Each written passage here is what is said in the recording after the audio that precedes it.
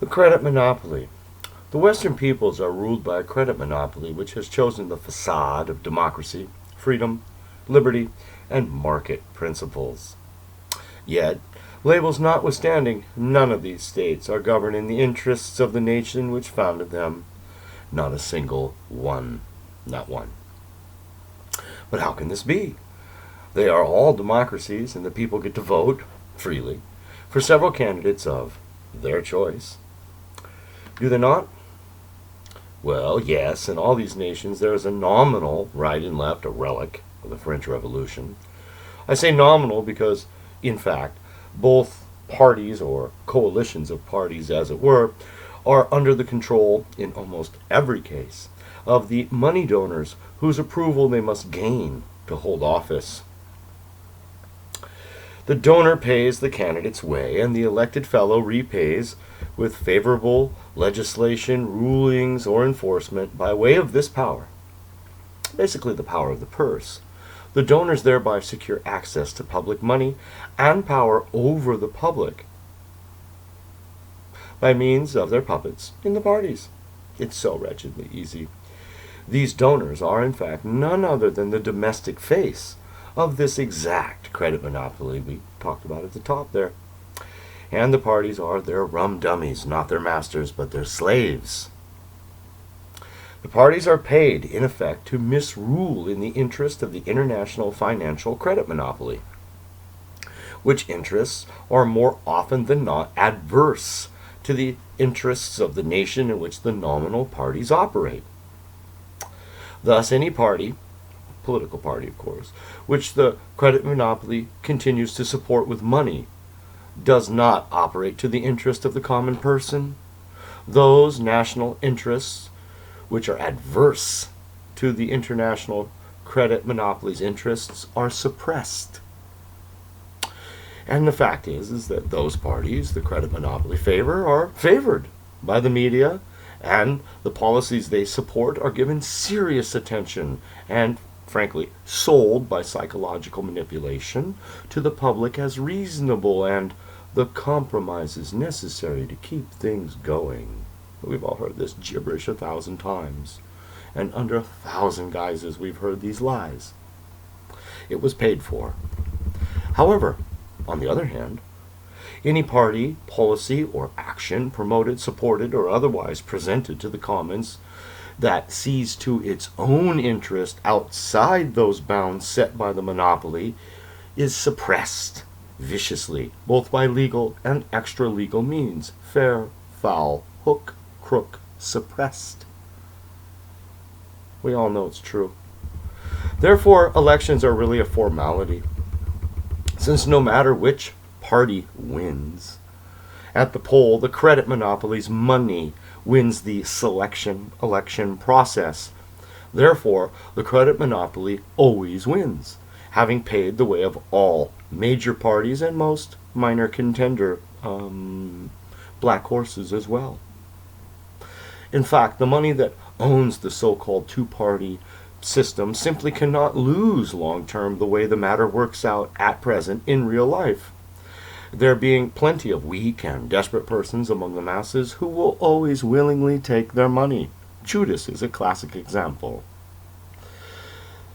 The people, and a, quote, majority of citizens, comes to mean those that pay for the party's way, and no others. Surely the people does not mean a numerical majority of citizens. No.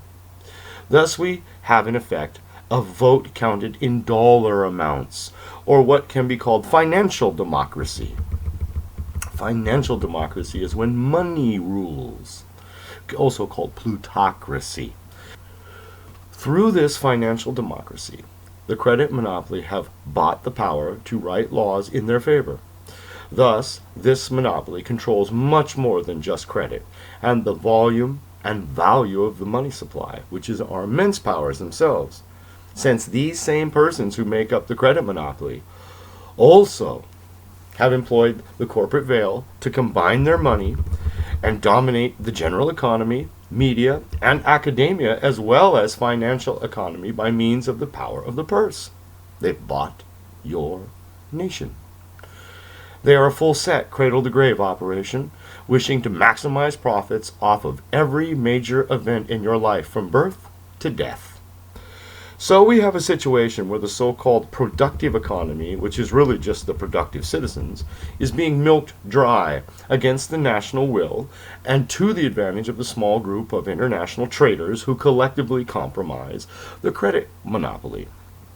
And this situation is generalized across all of the Western nations, some more than others, and all a bit different, but all the same in essence. There is a money power that controls which political parties are acceptable and which policies are acceptable. Those that the money power does not support are suppressed. In fine, the problem we are not supposed to mention is that cosmopolitan credit is king over our countries of birth and is attempting to subjugate us in our ancestral lands. This situation can only be remedied by ensuring to the nation the power to issue its own credit free from the international creditors and their bought pet parties' control and outside their power, thus beyond their authority. My sense is that this can be done best by 1. Banding together at the local level. 2. Forming productive enterprises. 3. Buying, selling, and trading at the local level with the intent to form your own local pricing mechanisms. 4. And finally, banding all of this wealth and expertise together as communities into credit unions. Credit unions are, unlike a bank, ran for the interest of those whose money is deposited in them, and they are 100% controlled by the members. Thus, one has a productive local economy based upon locally controlled prices and credit that is ultimately based upon said local work and efforts, not on the say-so of international financiers. It is my feeling that such enterprises would put the lie to the false two-party systems. It would show them to be the lapdogs for international finance, which they are indeed, and would wield together the people into a unitary wholeness, which would be much harder for the international money monopoly to manage and maintain control over. A unified group being harder to master than single individuals.